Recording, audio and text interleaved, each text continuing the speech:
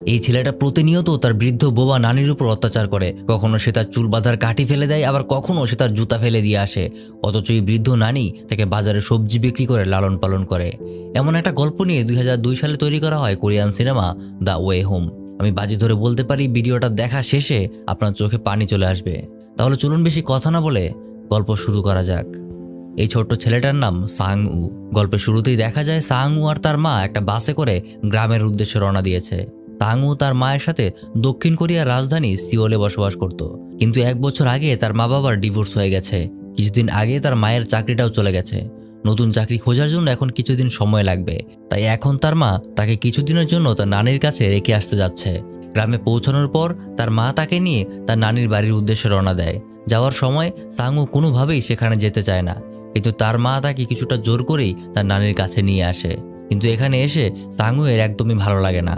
তার মা এবং তার নানি যখন গল্প করছিল তখন সে বিরক্ত হয়ে নানির জুতাগুলোর উপরেই প্রস্রাব করতে থাকে। এরপর তার মা তাকে তার নানির সাথে কথা বলতে বলে, কিন্তু সে কোনো কথাই বলতে চায় না। এমনকি তার নানি তাকে স্পর্শ করতে গেলে সে তার হাত সরিয়ে দিয়ে বলে এই মহিলা খুবই নোংরা। তার নানি ছিল অনেক বয়স্ক আর বোবা একজন মানুষ। সে খুবই কষ্ট করে চলাফেরা করে এবং এই বাড়িতে সে একাই থাকে। কথাবার্তা শেষে সাংউকে রেখে তার মা আবার শহরে চলে যায়। সে চলে গেলে তার নানি তাকে আবারও স্পর্শ করতে যায়, তখন সে আবার তাকে সরিয়ে দেয়। তাই নানি মন খারাপ করে সামনে এগিয়ে যায়, আর সাংউ তাকে পেছন থেকে বোবা, কালা, কুজু এসব বিভিন্ন রকম খারাপ কথা বলে অপমান করতে থাকে। কিন্তু তার নানি তাকে কিছুই বলে না। সে তাকে তার সাথে বাড়িতে নিয়ে আসে। রাতের বেলা নানি তাকে যত্ন করে খাবার খাইয়ে দেয়, আর সাংউ বসে ভিডিও গেম খেলতে থাকে। পরদিন সকালে সিওল নামের একটা ছেলে ফল নিয়ে আসে। সাংউকে দেখার পর তার কাছে এসে তাকে বলে চলো আমরা বাইরে খেলতে যাই। কিন্তু সাংউ তার সাথে কোনো কথা বলে না। সে সারাদিন তার খেলনাগুলো নিয়ে বাড়িতে একাই খেলা করে। রাতের বেলা আবারও সে গেম খেলতে থাকে, আর তার নানি সেলাইয়ের কাজ করে। কিন্তু গেম খেলতে খেলতে হঠাৎ তার ডিভাইসের ব্যাটারি শেষ হয়ে যায়। পরদিন সকালে যখন তার নানি রান্না করছিল তখন সে তার নানির কাছে ব্যাটারি কেনার জন্য টাকা চায়, কিন্তু নানির কাছে তাকে দেওয়ার মতো কোনো টাকা ছিল না। এরপর দুপুরে যখন তার নানি জামা কাপড় ধুচ্ছিল তখন সে আবারও তার কাছে আসে এবং ব্যাটারি কেনার জন্য টাকা চায়, কিন্তু নানি বুকে হাত দিয়ে এমন একটা ইশারা করে। সাংউ এটার কোনো কিছুই বুঝে উঠতে পারে না। সে তার নানিকে ধাক্কা দিয়ে ফেলে সেখান থেকে চলে যায়। বাড়িতে এসে সাংউ সব জায়গায় টাকা খুঁজতে থাকে, কিন্তু কোথাও সে কোনো টাকা পায় না। আর যখন তার নানি বাসন ধুয়ে একটা জায়গায় রাখে তখন সে রেগে গিয়ে সেটা লাথি মেরে ভেঙে ফেলে। নানিকে আরো বেশি কষ্ট দেওয়ার জন্য সে চুরি করে নানির জুতাগুলিকে বাইরে ফেলে দিয়ে আসে। আর সেই জন্য এই বৃদ্ধ মহিলাকে খালি পায়ে পাথরের পাহাড় পাড়ি দিয়ে খুব কষ্ট করে পানি নিয়ে আসতে হয়। একদিন যখন তার নানি ঘুমিয়েছিল তখন সে তার নানির চুল থেকে চুল বাঁধার কাঠিটা খুলে নিয়ে যায়। সে ভাবে সেটাকে বিক্রি করে সে গেম খেলার ডিভাইসের ব্যাটারি কিনবে। এই ভেবে সে বাজারের উদ্দেশ্যে রওনা হয়, কিন্তু কিছুদূর গিয়েই সে তার পথ হারিয়ে ফেলে। তখন সে বুদ্ধি করে ধান খেতে কাজ করা এক লোকের কাছে জিজ্ঞাসা করে তার মার্কেটটা কোথায়। লোকটা তাকে রাস্তার উপরে দাগ কেটে দেখিয়ে দেয় যে কোন রাস্তা দিয়ে যেতে হবে। এরপর সে খুঁজে খুঁজে ছোট্ট একটা দোকানে যায়, যেখানে গিয়ে ব্যাটারি চাইলে লোকটা তাকে কিছু ব্যাটারি দেয়, কিন্তু সেই ব্যাটারিগুলি ছিল পেন্সিল ব্যাটারি, যেগুলো এই ডিভাইসে কোনোভাবেই ফিট হবে না। তাই দোকানদার তাকে একটা বড় মার্কেটের রাস্তা দেখিয়ে দেয়, কিন্তু সে এমন ভাবে বলে যেটা সাংউ কিছুতেই বুঝতে পারে না। অনেকটা এইরকম, এদিক দিয়ে গিয়ে সোজা ডানে, তারপর বামে, তারপর বাম দিয়ে গিয়ে কিছুটা এগিয়ে আবার ডানে। যাই হোক, অনেক খোঁজাখুঁজির পর সাংউ কোন রকমে সেই বড় দোকানটা খুঁজে পায়, কিন্তু সেখানেও এই ডিভাইসটার ব্যাটারি পাওয়া যায় না। তাই সে মন খারাপ করে আবার বাড়ি ফিরতে শুরু করে, কিন্তু ঘুরতে ঘুরতে সে আসলে বাড়ি ফিরে রাস্তাটা ভুলে যায়। সে কোনোভাবেই চিনতে পারে না যে কোন রাস্তা দিয়ে সে বাড়ি ফিরবে। তাই সে রাস্তার ধারে বসেই কাঁদতে থাকে। তখন একটা লোক তাকে এভাবে কাঁদতে দেখে সাইকেলে করে আবার তাকে বাড়ি পৌঁছে দেয়। এদিকে অনেকক্ষণ তাকে বাড়িতে না পেয়ে তার নানি তাকে খুঁজতে বের হচ্ছিল, আর ঠিক সেই মুহূর্তেই সে বাড়িতে ঢুকছিল। সাংউ তার নানিকে দেখে ভাবছিল সে হয়তো চুরি করার জন্য তাকে বকবে, কিন্তু তার নানি তাকে কিছুই বলে না। এর কিছুদিন পর একদিন সে বারান্দায় শুয়েছিল, আর তখন বাইরে বৃষ্টি নামে। উঠানে তার নানি জামা কাপড়গুলো শুকাতে দিয়েছিল, কিন্তু হঠাৎ বৃষ্টি নেমে যাওয়ায় সেগুলো ভিজে যাচ্ছিল। সাংউ এটা দেখেও জামা কাপড়গুলো নিয়ে আসতে যায় না। প্রথমে সে শুধুমাত্র তার নিজের জামা কাপড়গুলোই নিয়ে আসছিল, কিন্তু কি মনে করে যেন সে তার নানির জামা কাপড়গুলিও নিয়ে আসে। আর তার কিছুক্ষণের মধ্যেই আবার বৃষ্টি থেমে যায়। তখন সে আবারও তার জামা কাপড়গুলি শুকাতে দেয়। এরপর তার নানি তাকে খাবার দেয়, কিন্তু সাংউ কিছুতেই খাবার খেতে চায় না। তার নানি তাকে খাবার খেয়ে নেওয়ার জন্য ইশারা করতে থাকে, কিন্তু সে কিছুই বুঝতে পারে না। তখন সাংউ বলে যে পিৎজা, বার্গার, চিকেন ফ্রাই এসব খাবে, এসব ছাড়া সে অন্য কিছুই খাবে না। কিন্তু গ্রামের বয়স্ক নানি পিৎজা, বার্গার আর চিকেন ফ্রাই কি জিনিস তাই জানতো না। তাই সে কিছুতেই বুঝতে পারে না যে তার নানি আসলে কি খেতে চায়। তাই সাঙ্গু দৌড়ে গিয়ে তার ব্যাগের ভেতর থেকে একটা পেপার এনে তার নানিকে দেখায় যে কোনটা পিৎজা, কোনটা হ্যামবার্গার আর কোনটা চিকেন ফ্রাই। তার মূর্খ নানি পিৎজা আর বার্গারের কথা না বুঝলেও মুরগির ছবিটা দেখে সে বুঝে নেয় হয়তো তার নাতি মুরগি খেতে চায়। এরপর সে তার কাপড়ে তার নিজের ফলানো কিছু সবজি নিয়ে যায় বাজারে বিক্রি করতে। সেগুলো বিক্রি করে সে বাজার থেকে একটা মুরগি কিনে নিয়ে আসে। বৃষ্টিতে ভিজতে ভিজতে মুরগিটা নিয়ে এসে সে সেটা রান্না করে এবং রান্না শেষে পুরোটা নিয়ে সাঙ্গুয়ের সামনে রাখে। কিন্তু এটা দেখে সাঙ্গু কান্না শুরু করে দেয়, কারণ এটা ছিল একটা সিদ্ধ মুরগি, কিন্তু সে রেস্টুরেন্টে চিকেন ফ্রাই খেতে চেয়েছিল। তাই সেই খাবারটা কিছুতেই খেতে চায় না, সে চিকেন ফ্রাই খেতে চায়। তাই সেদিন রাতে খাবার না খেয়ে সে ঘুমিয়ে পড়ে। তার নানি খাবারগুলোকে তার পাশেই রেখে দেয়। অনেক রাতে তার ঘুম ভেঙে যায় এবং না খেয়ে থাকার কারণে তার খুব ক্ষুধা লাগে। আর ক্ষুধা সহ্য করতে না পেরে সে সেই সিদ্ধ মুরগিটাই খেতে শুরু করে। এদিকে দিনের বেলায় বৃষ্টিতে ভেজার কারণে তার নানির খুব জ্বর আসে। তাই সাঙ্গু নিজেই দুপুরে খাবার রান্না করে খায়।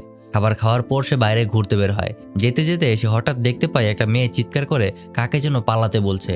সামনে তাকিয়ে এসে দেখতে পায় সিউল নামে সেই ছেলেটাকে একটা খ্যাপা গরু তাড়া করছে, আর মেয়েটা থেকে গরু থেকে বাঁচার জন্য আরো জোরে দৌড়াতে বলছে। মেয়েটার নাম ছিল হেইয়ুন। সে নিজেও তার সাথে সিউলকে বাঁচানোর জন্য আরো জোরে দৌড়াতে বলে। তাদের কথা মতো দৌড়ে পাশে সরে গিয়ে সিউল গরুটা থেকে সেদিনের মতো বেঁচে যায়। আর এটা দেখে তারা দুজনেই খুব খুশি হয়। তখন সিউলও তাদেরকে ধন্যবাদ জানায়। কিন্তু তারা দুজন যখন সিউলকে দৌড়াতে বলছিল তখন সাংয়ের পায়ের চাপে হেইয়ুনের খেলনাগুলো ভেঙে যায়। হেইয়ুন তাকে সরি বলতে বললে সে কিছুই বলে না। এরপর একদিন সাংয়ের নানি কিছু সবজি তুলে সাংকে সাথে নিয়ে সেগুলো বাজারে বিক্রি করতে যায়। তারা দুজন বাসের জন্য অপেক্ষা করতে থাকে। অনেকক্ষণ পর একটা বাস আসলে তারা দুজন বাজারে যায়। বাজারে তার নানি সবজি বিক্রি করতে থাকে আর সাঙ্গু এদিক সেদিকে ঘুরে বেড়ায়। ঘুরতে ঘুরতে হঠাৎ সে হেইয়ুনকে দেখতে পায়, কিন্তু সে তার সাথে কোনো কথাই বলে না। একটু পর সাঙ্গু দেখে তার নানি কত কষ্ট করে সবজি বিক্রি করছে। সবজি বিক্রি শেষে তার নানি তাকে এক জোড়া জুতা কিনে দেয় এবং রেস্টুরেন্টে গিয়ে তাকে ভালো ভালো খাবার খাওয়ায়, কিন্তু সে নিজে কিছুই খায় না। খাবারের বিল দিতে গিয়ে তার প্রায় সব টাকাগুলোও শেষ হয়ে যায়। এরপর তারা বাসায় ফেরার জন্য আবার বাসে ওঠে। বাসে উঠে সে দেখতে পায় হেইয়ুন বাসে দাঁড়িয়ে কথা বলছে। সাঙ্গু ভাবে হেইয়ুন হয়তো তার সাথেই কথা বলছে, কিন্তু একটু পর সে দেখতে পায় সে একটা মেয়ের সাথে কথা বলছিল। এটা দেখে তার আবার মন খারাপ হয়ে যায়। তার নানি আবারও তাকে ইশারায় জিজ্ঞাসা করে সে কিছু খেতে চায় কিনা। তখন পাশেই একটা বাচ্চাকে চকলেট খেতে দেখে সে বলে সে নিজেও চকলেট খাবে। তার নানি সেই চকলেট কিনতে নেমে যায়। চকলেট কেনার পর দোকানদারকে টাকা দিতে গেলে সেই দোকানদার সেই টাকাটা নেয় না, সেই চকলেটগুলো ফ্রিতেই তাকে দিয়ে দেয়। আর এর জন্য সাঙ্গুয়ের নানি দোকানদারকে একটা সবজি উপহার হিসেবে দেয়। এদিকে বাসের ভেতর সিউল আর হেইয়ুন গল্প করছিল আর সাঙ্গু তাদের পাশেই বসেছিল। তার নানি চকলেট আনতেই সে দৌড়ে গিয়ে সেটা নিয়ে নেয় এবং আবারও তার নিজের জায়গায় চলে যায়। বাস ছেড়ে দেওয়ার সময় হয়ে গেলে তার নানি জানালা দিয়ে একটা ব্যাগ সাঙ্গুকে দিতে চায়, কিন্তু সাঙ্গু সেই ব্যাগটা কিছুতেই নিতে চায় না। তার নানি আবারও তাকে ব্যাগটা দিতে যায়, কিন্তু সাঙ্গু তার নানিকে পরের বাসে আসতে বলে। একটু পর বাস ছেড়ে দেয় আর বৃদ্ধ মহিলাটা একাই সেখানে দাঁড়িয়ে থাকে। বাস থেকে নেমে সাঙ্গু তার নানির জন্য অপেক্ষা করতে থাকে। অনেক সময় কেটে যায়, কিন্তু তার নানি আর আসে না। একটা বাস আসলে সাঙ্গু ভাবে হয়তো তার নানি এসেছে, কিন্তু সেই বাসে তার নানি নেই। সে আরেকটা বাসের জন্য অপেক্ষা করতে থাকে, কিন্তু সেটাতেও তার নানি আসে না। সাঙ্গু একাই বাসায় ফিরে আসে, কিন্তু তবুও তার নানি আসে না দেখে সে আবারও রাস্তায় আসে। হঠাৎ সে দেখে তার নানি একাই হেঁটে হেঁটে আসছে। আসলে তার কাছে বাস ভাড়ার টাকা ছিল না, তাই তাকে হেঁটেই আসতে হয়েছিল। সাঙ্গু তার নানিকে জিজ্ঞাসা করে তার এত দেরি কেন হলো। তখন সে আগের মতোই তার বুকে হাত দিয়ে শুধু ইশারা করে। অনেকক্ষণ হেঁটে কষ্ট হবার কারণে সে তার ব্যাগটা সাঙ্গুয়ের কাছে দিতে যায়, কিন্তু সাঙ্গু সেই ব্যাগটা একদমই নেয় না। এই ব্যাপারটায় সে আরো অনেক কষ্ট পায়। পরদিন সাঙ্গু বাইরে বেড়াতে বের হয়। ঠিক সেই সময় সে হেইয়ুনকে দেখতে পায়। তাকে দেখে সে খুব খুশি হয়, কিন্তু যখন সে দেখতে পায় সিউলও তার সাথে আছে তখনই তার মন খারাপ হয়ে যায়। হেইয়ুনকে বিদায় জানিয়ে সিউল তার নিজের পথে একা চলতে শুরু করে। আর তখনই সাঙ্গুয়ের মাথায় একটা শয়তানি বুদ্ধি আসে। সে পেছন থেকে চিৎকার করে বলতে থাকে, তোমার পেছনে সেই গরুটা আসছে, তাড়াতাড়ি পালাও, তাড়াতাড়ি পালাও। সিউল পেছনে না তাকিয়ে দৌড়াতে শুরু করে, কিন্তু হঠাৎ সাঙ্গু দেখতে পায় সত্যি সত্যি সেই লাল গরুটা আসছে। মজা নেওয়ার বদলে এটা সত্যি হয়ে গেল দেখে সাঙ্গুয়ের মন খারাপ হয়ে যায়। আর এদিকে তাকে বাঁচানোর জন্য সিউল তাকে ধন্যবাদ দেয়। পরদিন আবারও সাঙ্গু সেই জায়গাতে এসে বসে থাকে। এরপর আবারও যখন সিউল সেই রাস্তাটা দিয়ে বাড়ি ফেরে তখন সে আবারও তাকে পেছন থেকে জোরে জোরে গরু গরু বলে চিৎকার করতে থাকে। সিউল তার কথা শুনে দ্রুত দৌড়াতে শুরু করে। পেছন থেকে সাঙ্গু চিৎকার করতেই থাকে যে তার পেছনে গরু আসছে, আর সিউলও তার কথা শুনে তার গতি আরো বাড়তে থাকে, কিন্তু তার পিঠে বোঝা থাকার কারণে সে দৌড়ে গিয়ে মাটিতে পড়ে যায়। তখন পেছনে তাকিয়ে এসে দেখতে পায় তার পেছনে কোনো গরুই নেই। তখন সে বুঝতে পারে সাঙ্গু আসলে মিথ্যা কথা বলে তার সাথে মজা নিচ্ছিল। সাঙ্গু তখন সাথে সাথে সেখান থেকে পালিয়ে যায়। কিন্তু পরদিন সাঙ্গু যখন একা রাস্তা দিয়ে হাঁটছিল তখন সিউল হঠাৎ তার সামনে চলে আসে। সিউলকে দেখে সাঙ্গু খুব ভয় পেয়ে যায়, কিন্তু সিউল তাকে কিছুই বলে না। সে যখন পালিয়ে যাচ্ছিল তখন পেছন থেকে তাকে হেইয়ন ডাকে। মেয়েটি তাকে বলে, আমি তোমাকে অনেকক্ষণ ধরে খুঁজছিলাম, আমি তোমার সাথেই খেলা করতে এসেছিলাম, তুমি কোথায় ছিলে? এগুলো শুনে সাংইউর মনে একদম লাড্ডু ফুটতে শুরু করে। রাতের বেলা শুয়ে শুয়ে সে হেইয়নের কথা মনে করতে থাকে আর একা একাই হাসতে থাকে। সকালে উঠে সে আয়নায় নিজের চুলের স্টাইল ঠিক করে, কিন্তু সে খেয়াল করে তার চুল অনেক বড় হয়ে গেছে। সে তার নানিকে তার চুল কেটে দিতে বলে, কারণ সে এখন হেইয়নের সাথে দেখা করতে যাবে। তার নানি যখন চুল কেটে দিচ্ছিল তখন সে তার নানিকে বলে একটু অল্প করে কাটতে, কিন্তু তার নানি মনে করে সব চুল কেটে অল্প একটু রাখতে, তাই সে তার সব চুল কেটে একদম ছোট করে দেয়। চুল কাটা শেষে যখন সাংইউ এটা দেখে তখন সে খুব রেগে যায়। সে কাঁদতে কাঁদতে বলতে থাকে, এখন আমি হেইয়নের সাথে কিভাবে দেখা করতে যাব? আমাকে পুরো বাদরের মতো লাগছে।